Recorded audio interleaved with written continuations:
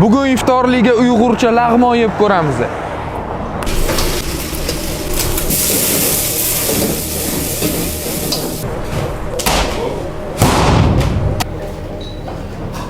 Haqiqiy Uyg'urcha lag'mon. Mazasiga baho beramiz.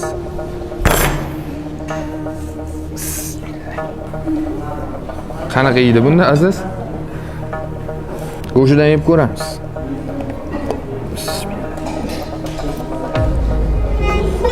Go'shlari ham yumshoq pishibdi. Xamirdan yeb ko'ramiz.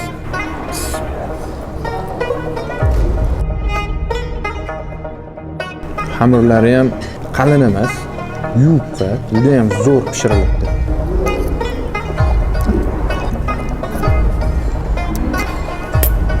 Ma'lumot o'rnida aytib ketmoqchimiz.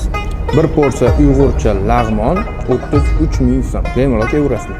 Endi sho'rvasini ichib ko'ramiz. Tuzlari ham maromida, mazasiga gap yo'q. Ko'pchilik lag'monni lozijon bilan yeydi. Achchiqqani lozijon. Hozir biz ham yeb ko'ramiz. Qanaqa bo'larkan?